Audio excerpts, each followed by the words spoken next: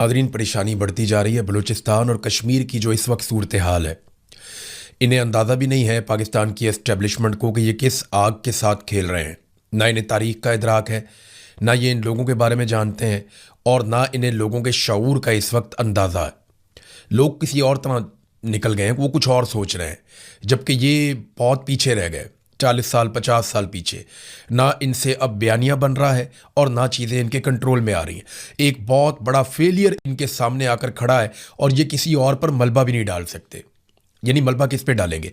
मैं आपको बताने वाला हूं कि DGISPR की जो मुलाकात हुई आज से चंद दिन पहले सहाफ़ियों के साथ, उसमें से मैंने आज कुछ खबरें निकाली। ये बिल्कुल ऑफ द रिकॉर्ड मुलाकात थी। उसमें DGISPR ने सहाफ़ियों पर दबाव डाला कि फ़लानी फ़लानी चीज़ें आपने करनी है, और सहाफ़ियों ने उसके हवाले से सवालात किए। कुछ सवालात बड़े सख्त भी हुए और DGISPR के पास उनका कोई जवाब नहीं था। अब मैं आपके सामने रखूंगा कि सहाफ़ियों के साथ DGISPR की क्या बातचीत हुई और किस तरीके से बातचीत हुई। एक तो DGISPR ने सहाफ़ियों को यह हुक्म जारी किया कि आप भारत के खिलाफ जितना ज़्यादा हो सके वो आप अपने मीडिया को कवरेज दें। यानी जितनी ज़्यादा भारत के मामलात पे आप कवरेज कर सकते हैं, आप कवरेज करें। और DGISPR ने जो दावा किया वो ये था कि भारत बहुत जल्दी टुकड़े टुकड़े होने जा रहा है। आपने टीवी चैनल्स पर यही बताना है कि भारत के टुकड़े होने जा रहे हैं और भारत कई हिस्सों में टूटने वाला है और भारत के पास कुछ भी नहीं बचेगा, वो बुरी तरह तबाही के दहाने पर पहुंच गया। अब ये DGISPR ने मीडिया को जो ब्रीफिंग दी, जो बातचीत उनके साथ की, उसमें ज़्यादा चीज़ें उन्होंने भारत के हवाले से की। और ये जो वाक़यात हुए ना क्वेटा में या बलूचिस्तान में, जो वाक़यात हुए, ये उन वाक़यात से पहले की बात है कि DGISPR ने मीडिया के लोगों को बुलाया, प्रिंट मीडिया के, इलेक्ट्रॉनिक मीडिया के, जिनमें कुछ लोग सोशल मीडिया पे भी काम करते हैं, और उन्हें कहा जनाब कि आप ये बयानिया बनाएं कि भारत के टोटे टोटे होने वाले हैं, बेड़ा गर्क होने वाला है भारत का। तो अब सहाफ़ियों ने कुछ सवालात किए जिनके बिल्कुल उनके पास जवाब नहीं थे। एक सहाफ़ी ने पूछा कि जनाब, अगर भारत के टोटे टोटे होने जा रहे हैं तो बैनुल अक़वामी मीडिया में ऐसी कोई स्टोरी क्यों नहीं आ रही? आप हमें कह रहे हैं कि हम ये कहना शुरू कर देंगे भारत के टुकड़े होने जा रहे हैं, लेकिन हमारे पास ऐसी कोई कंफर्म इत्तला नहीं है, या भारत से ऐसे कोई ऑप्टिक्स नहीं आ रहे, ना ही इंटरनेशनल मीडिया ऐसी कोई स्टोरी रिपोर्ट कर रहा है। तो हम ये कैसे कह दें जब इंटरनेशनल मीडिया ये नहीं कह रहा, किसी तरफ से कुछ ऐसी खबर नहीं आ रही? तो इस पे DGISPR के पास जवाब नहीं था। वो यही कह रहे थे कि मैं आपको बता रहा हूं ना, भारत के टुकड़े टुकड़े होने जा रहे हैं, उनकी पॉलिसियां बहुत ख़राब हैं, उनका बेड़ा गर्क होने जा रहा है। तो आप ये खबरें चलाएं अपने मीडिया के ऊपर, आप बताएं भारत का असल चेहरा पूरी दुनिया को। ये वो बार बार कह रहे थे। एक सहाफ़ी ने वहाँ पे, गालिबन ये कोई प्रिंट मीडिया के जर्नलिस्ट हैं, उन्होंने कहा जनाब कि टीवी चैनल्स तो टके टोकरी हो गए हैं पाकिस्तान में और मीडिया की अहमियत ख़त्म हो गई है। सोशल मीडिया के ऊपर अगर आप बात करते हैं तो भारत जो है वो उसको महदूद कर देता है, रिपोर्ट भी करता है। तो यहां अब आप अपना बयानिया कैसे चलाएंगे? मीडिया की तो क्रेडिबिलिटी खत्म हो गई। पाकिस्तान के मीडिया को तो लोग सुनते ही नहीं, हम अपनी मर्जी से कोई खबर दे ही नहीं सकते। तो जब हम ये खबरें देंगे तो लोग इनका असर ही नहीं लेंगे। जब ये कहा गया तो DGISPR ने कहा जी आपको सिर्फ अपनी फिक्र रहती है, आप कुर्बान कर दें अपने चैनल्स और आप पाकिस्तान की खातिर इतना नहीं कर सकते, तो आपको भारत के खिलाफ बात करने में क्या प्रॉब्लम है? तो वो और तरफ ले गए मामले को, जबकि कहा यह गया था कि आपने तो मीडिया को तबाह बर्बाद कर दिया, मीडिया की तो क्रेडिबिलिटी खत्म हो गई। इंटरनेशनल मीडिया में यह खबर चल नहीं रही कि भारत के टुकड़े होने जा रहे हैं, तो आप हमें यह कह रहे हैं कि हम ये खबर चला देंगे भारत के टुकड़े होने जा रहे हैं, हालांकि हमारी तो क्रेडिबिलिटी पहले ही खत्म है। हम तो किसी और बैनुल अक़वामी मीडिया को कोट भी नहीं कर सकते इस मामले में। फिर एक सवाल किया गया, लेकिन DGISPR ने पहले इससे एक जो है वो दावा किया। उन्होंने कहा जी सिंध ताश मुआहदे पर हम कोई कंप्रोमाइज नहीं करेंगे और ठोक देंगे, मौका आएगा हम ठोक देंगे, हम अपना पानी भारत को नहीं देंगे। इस पे एक सहाफ़ी ने पूछा कि जनाब आप बताएं कि आप करेंगे क्या? भारत ने आपका पानी रोक लिया है, इस वक्त रोका हुआ है, आप भाग दौड़ कर रहे हैं, तो आप करेंगे क्या? क्या आप भारत पे हमला करेंगे पानी छुड़वाने के लिए? तो DGISPR ने इसका कोई जवाब नहीं दिया। वो इसका कोई तसल्ली बख्श जवाब नहीं दे पाए कि भारत पे हमला करेंगे या पानी को ज़बरदस्ती छुड़वाएंगे या नहीं छुड़वाएंगे।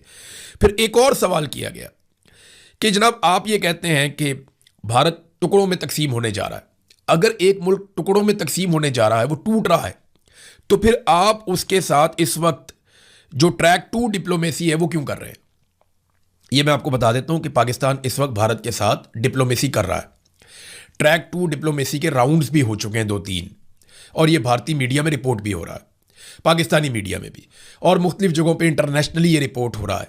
और पाकिस्तान ने इसकी कहीं पे कोई तरदीद नहीं की। किसी जगह पे पाकिस्तान की सरकार से जब सवाल किया गया, बैनुल अक़वामी मीडिया ने किया कि जनाब ट्रैक 2 डिप्लोमेसी चल रही है, तो पाकिस्तान ने उसकी तरदीद नहीं की। जो खबरें बैनुल अक़वामी मीडिया में आई उनमें भी पाकिस्तान की हुकूमत ने इस बात की तरदीद नहीं की कि बैकडोर चैनल से पाकिस्तान के भारत के साथ इस वक्त राब्ते जारी हैं और डिप्लोमेसी की जा रही है कि पानी हमारा छोड़ दें। मैं इसके हक में होना चाहिए राब्ता, पानी अपना छुड़वाना चाहिए। लेकिन अगर एक मुल्क के टुकड़े होने जा रहे हैं और बहुत जल्दी वो मुल्क टूटने जा रहा है, तो ऐसे मुल्क जिसके टुकड़े होने जा रहे हैं उससे फिर आपको राब्ता करने का फायदा क्या? आप उसके साथ ट्रैक 2 डिप्लोमेसी क्यों करते हैं? तो DGISPR के पास इस सवाल का भी कोई जवाब नहीं था। फिर एक और सवाल पूछा गया, जनाब अगर तो भारत के टुकड़े होने जा रहे हैं तो वो दुनिया भर के ममालिक के साथ इतने बड़े बड़े मुआहदे कर रहा है, जापान के साथ, अमेरिका के साथ और यूरोप के साथ। अभी यूरोपीय यूनियन के पास गया, वहाँ पे बहुत बड़ा मुआहदा करके आया, जर्मनी के साथ उन्होंने किया। तो भारत दुनिया भर के साथ बड़े बड़े मुआहदे कर रहा है और बैनुल अक़वामी तमाम कॉन्फ्रेंसिस के अंदर वो शामिल हो रहा है। आप कह रहे हैं उसके टुकड़े होने जा रहे हैं, तो उन ममालिक को नहीं पता इसके बारे में? इसका भी DGISPR कोई तसल्ली बख्श जवाब नहीं दे पाए, लेकिन वो बज़िद थे कि बस आप भारत के ऊपर चढ़ाई कर दें सारे मिलकर, और पाकिस्तानी मीडिया जो है वो भारत के खिलाफ खबरें चलाए जिनका सर पांव भी नहीं है। इसी तरह मीडिया की क्रेडिबिलिटी खत्म हो जाती है। आपने भारत के मीडिया को देखा, वो कैसी कैसी खबरें चला देता। उन्होंने तो कराची फतह कर लिया था, वो तो पता नहीं क्या कुछ कर गए थे जंग के दिनों में, तो उनकी क्रेडिबिलिटी कितनी फारिग हुई। भारत के अंदर उनका मीडिया मजाक बनकर रह गया। उनके अपने सोशल मीडिया पे लोगों ने जोक्स बना दिए, मीम्स बना दिए। पाकिस्तान के अंदर भी कोई ऐसे नमूने थे, लेकिन शुक्र है वो कम थे, भारत में तो बहुत ज्यादा थे। तो फिर एक और सवाल किया गया, क्योंकि यहां पे ना DGISPR ने कहा जो कुछ कश्मीर में हो रहा है, ये मैं आज़ाद कश्मीर की बात कर रहा हूं, मकबूजा कश्मीर की नहीं कर रहा। DGISPR ने कहा कि जो कुछ कश्मीर में हो रहा है और जो कुछ बलूचिस्तान में हो रहा है, इसके पीछे भी भारत है और हमें यह पता है। तो इस पे सहाफ़ियों ने यह सवाल किया कि अगर ये भारत करवा रहा है तो फिर आपने जॉइंट अवामी एक्शन कमेटी के लोगों से मुआहदे क्यों किए? और दूसरा ये भी कहा गया कि जैसे अंसार अब्बासी साहब ने एक स्टोरी भी की थी कि जनाब आपको सबूत मिल गए हैं, ऐसी कॉल्स आपको मिल गई हैं, आपने बहुत सारा कुछ ऐसा ट्रेस कर लिया है जिससे पता चल गया कि भारत मुलव्विस है जॉइंट अवामी एक्शन कमेटी के साथ। तो फिर वो सारा कुछ कहाँ है? आपने अभी तक क्या किया? वो कॉल्स किधर हैं जो आपने पकड़ी है? क्योंकि बयानिया तो वहां चल रहा है। आज भी आजाद कश्मीर के लोग इकट्ठे होकर हजारों की तादाद में सड़कों पे बैठे हुए धरने देकर, और ये वाहिद इलाका है हमारे पूरे पाकिस्तान में जिसकी खुराक बंद की हुई है। दुनिया में बहुत कम एरियाज ऐसे हैं। गजा एक ऐसा इलाका है जिसकी खुराक बंद है, और वहां पे खुराक और मेडिसिन नहीं जाने देते गजा में। वो इसराइल की एक पॉलिसी है, वो ये कहता है कि इनको इतना तंग करो कि ये यहां से नकल मकानी करने पे मजबूर हो जाएं, ये इलाका खाली कर दें और इसराइलियों के लिए ये एरिया बिल्कुल एक महफूज जगह बन जाए और ये खाली हो जाए। फिर वहाँ पे डोनाल्ड ट्रंप का बहुत बड़े बड़े जो है वो रिजॉर्ट्स बनाने का प्रोग्राम है, बहुत ज़बरदस्त किस्म के वो सैरगाहें वहाँ पे बनाना चाहता है, दुनिया की बेहतरीन वहाँ पे फैसिलिटीज़ ला के वो चाहता है कि अमीर तरीन लोग जो हैं वो अयाशी के लिए वहाँ पे गजा में जाया करें। और वो ये चाहते हैं कि जो गजा के लोग हैं उन्हें मुख्तलिफ ममालिक में बांट दिया जाए। मुसलमान ममालिक जिम्मेदारी लें, कोई 2-4 लाख कहीं चले जाएं, 1-2 लाख कहीं चले जाएं, 50,000 कहीं चले जाएं, तो अलग अलग मुल्कों में इनको तकसीम कर दिया जाए गजा के लोगों को। ये वो चाहते हैं। तो उसके लिए वो वहाँ पे दवाइयों को भी रोकते हैं और खुराक को भी रोकते हैं। अब कश्मीर के अंदर भी जो सड़कें कश्मीर में जा रही हैं उन पर अगर आप ट्रेवल करें, इस वक्त बहुत सारे मुसाफिर जो वहाँ से जाते हैं उन्होंने वीडियोज़ बनाकर हमें भेजी। कुछ वीडियोज़ को मैंने पब्लिक भी किया, सोशल मीडिया पर भी, अपने प्लेटफॉर्म पर भी मैंने आपको दिखाया कि वो ट्रकों को रोक दिया जाता है जो खुराक लेकर जा रहे हैं, जो गंदम लेकर जा रहे हैं, जो फ्लोर मिलों के अंदर जा रहे हैं कि जनाब यहाँ पे अब आटा पीसेंगे, लोगों को मिलेगा। तो लोगों के लिए बड़े प्रॉब्लम्स हैं। बच्चे स्कूल नहीं जा रहे, काम धंधा सारा बंद है वहाँ पे, सड़कें बंद है वहाँ पे, लोग बार बार एहतजाज करने के लिए निकलते हैं। और कई जगह पे जो उम्मीदवार वोट मांगने आए उनको फेंटी लगाई अवाम ने। अभी मैं एक विजुअल देख रहा था, उसमें पीपल्स पार्टी का एक कैंडिडेट वोट मांगने के लिए आया, खवातीन ने और बच्चों ने मार मार के भगाया। तो खवातीन आगे से पत्थर मार रही हैं, बच्चे आगे से डंडे मार रहे हैं कि भाग जाओ यहाँ से, खबरदार यहाँ पे आए वोट मांगने के लिए, हमारी लाशों के ऊपर तुम वोट मांगने के लिए आ गए हो। तो कश्मीरियों के साथ जो कुछ भी हुआ ना, वो एक वीडियो है 35 मिनट की रावलाकोट की, वो सारे विजुअल इकट्ठे करके उन्होंने जोड़ दिए हैं। वो 35 मिनट की आप वीडियो देख लेना, आज मैंने उसके कुछ मनाजिर देखे हैं तो आपका दिल दहल जाएगा। जिस तरीके से रावलाकोट के अंदर लोगों को मारा गया है ना, ऐसा तो दुश्मन मुल्क के अंदर नहीं किया जाता। सिक्योरिटी फोर्सेस ने ना मस्जिद का लिहाज किया, ना अस्पताल का लिहाज किया, ना किसी और जगह का लिहाज किया, हर जगह पे शहरियों को निशाना बनाया, बहुत मारा लोगों को, बेशुमार लोग जख्मी भी हुए। अस्पतालों के अंदर जख्मियों को भी मारा गया, आके डंडों के साथ मारा गया। तो बहुत अजीबोगरीब मनाजिर हैं जो मैंने देखे हैं। मैंने भी वो पूरी वीडियो नहीं देखी, मेरी हिम्मत नहीं पड़ रही थी कि इस तरह से हो सकता है कि अपने ही लोगों को ऐसे मारा जाए, ऐसे ही उनके साथ ज्यादती की जाए। बहरहाल DGISPR ने ये सारी चीज़ें डिमांड की और जब सवालात उनसे किए गए तो उन सवालात के उनके पास कोई तसल्ली बख्श जवाबात नहीं थे। बलूचिस्तान से नाजरीन, क्योंकि धरना भी वहाँ पे जारी है, दावा ये किया जा रहा था कि धरना ख़त्म हो गया, रास्ते खुल गए हैं, लेकिन इसके बावजूद जो रिपोर्ट्स आ रही हैं धरना जारी है। वहाँ पे लोग एहतजाज कर रहे हैं। एहतजाज किस लिए कर रहे हैं? वो ये कहते हैं कि हमें दुश्मन ने नहीं मारा, हमें अपनों ने मरवाया है। वो ये कहते हैं कि हमें प्लानिंग के तहत मरवाया गया ताकि जो मकामी अफराद हैं वो जरगे बुलाएं, वो बहुत बड़े बड़े अपने कबायली फोर्सेस तैयार करें और वो हथियारबंद होकर बंदूकें उठाकर TTP के साथ और रियासत जिसकी तरफ इशारा करे वो उसके साथ लड़ पड़े। तो इसलिए ये सारा एक मामला होने दिया गया। अब वो इस बात के ऊपर पूरी तरह से कन्विंस्ड हैं। वो ये कहते हैं बलूचिस्तान के लोग कि ये जो हमारे बच्चे या हमारे जो नौजवान शहीद हुए हैं, ये दुश्मन ने शहीद नहीं किए, ये हमारे अपनों ने शहीद करवाए हैं। इन्हें ऐसा किया गया कि बांध के हवाले कर दिया गया कि मार दो। 5 घंटे तक वो मदद मांगते रहे और 15 मिनट की दूरी के ऊपर मदद थी। मदद उनको 5 घंटे तक नहीं मिली और उनको नजर आ रहा था कि वो अब शहीद हो जाएंगे। और उनके लवाकिन ने इंटरव्यूज दिए, वो बताते हैं जनाब वो हमारे साथ राब्ते में थे। तो बलूचिस्तान के मामले में ना इस वक्त बहुत हसास हो गई है पाकिस्तान की मिलिट्री एस्टेब्लिशमेंट। मैं क्योंकि मीडिया से मेरा ताल्लुक है तो बेशुमार मीडिया के दोस्त रोजाना ही राब्ते में रहते हैं, यानी मेरी 5-7 मीडिया वाले पाकिस्तान में अलग अलग हैं जिनसे रोजाना बात होती है। कभी किसी से होती है, कभी किसी से होती है, कभी किसी से होती है। सारी जिंदगी इसको मैंने दे दी, 20 साल हो गए मीडिया की इंडस्ट्री में मुझे। तो सबसे ज्यादा मेरे ताल्लुकात इसी इंडस्ट्री में है। रोजाना कभी किसी प्रोड्यूसर से बात होती है, कभी डेस्क पे बैठे हुए किसी बंदे से बात होती है, कभी किसी राइटर से बात होती है, कभी किसी एंकर से बात होती है, कभी किसी रिपोर्टर से बात होती है, एडिटर से बात होती है, तो होती रहती है। एक बड़ी क्लियर इंस्ट्रक्शन आई है, जैसे कश्मीर के मामले में आई थी, बलूचिस्तान के मामले में, कि आपने बलूचिस्तान को हमसे पूछे बगैर रिपोर्ट नहीं करना, इसके ऊपर आपने कोई बात नहीं करनी।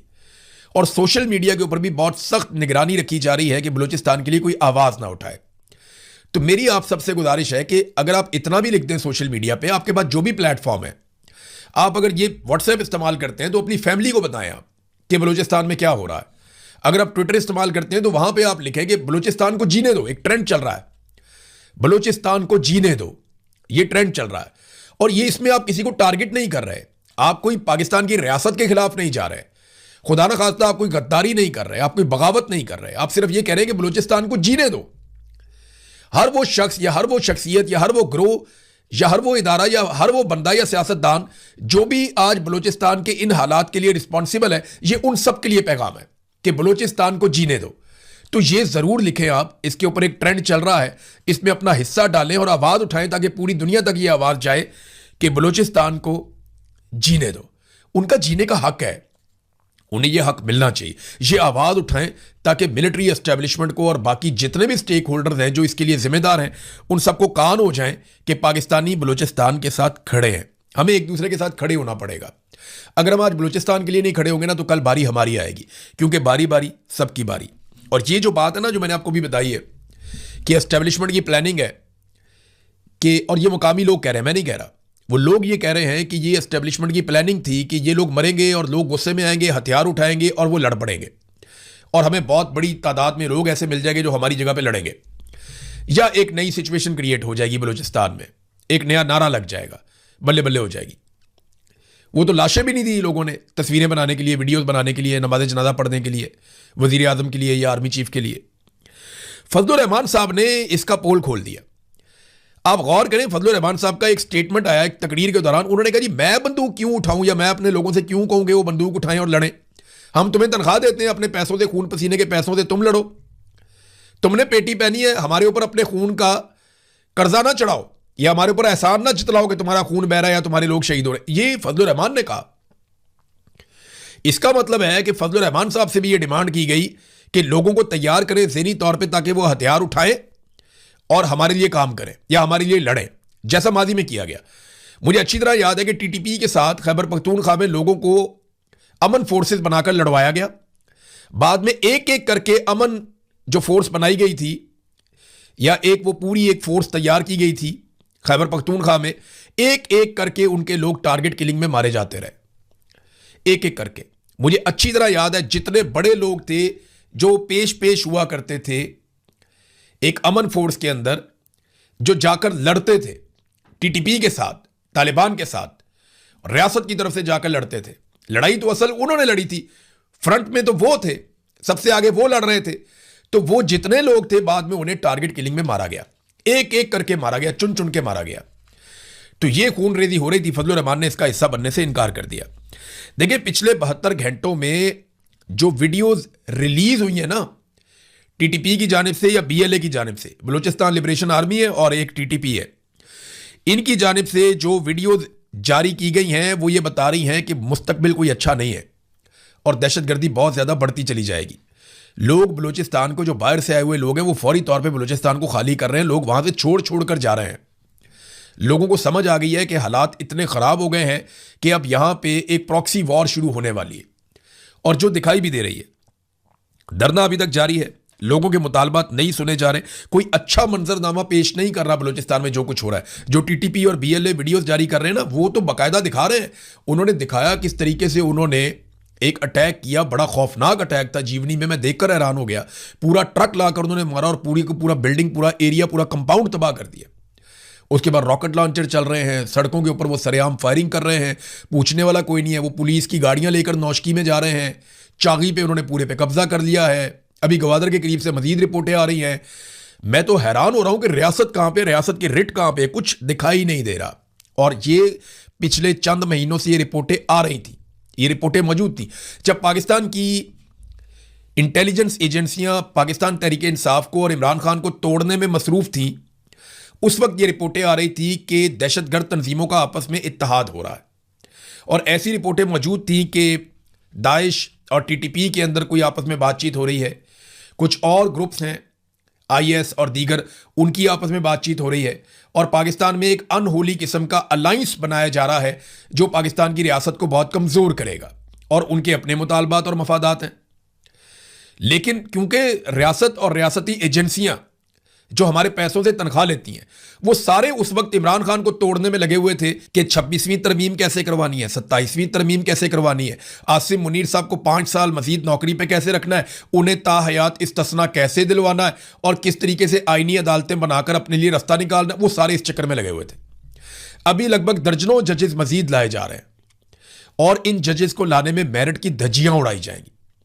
वो एक जज के बारे में अभी हमारे एक जर्नलिस्ट हैं, वो रिपोर्ट भी कर रहे थे, असद मलिक साहब। वो 2 मरतबा उसने इम्तिहान दिया वकील ने, सिविल जज के लिए, दोनों दफ़ा फेल हो गया। एक दफ़ा उसने प्रोसिक्यूटर बनने के लिए इम्तिहान दिया, फिर फेल हो गया। अब उसका नाम डाला हुआ हाई कोर्ट का जज बनाने के लिए। तो ये ऐसे बंदों को लेकर आएंगे जिनके जरिए से ये अपने काम निकलवाएंगे। जितने नालायक जज पहले लाए गए हैं, अगर मजीद ऐसे ही जज लाए जाएंगे तो पाकिस्तान इसकी कीमत चुकाएगा।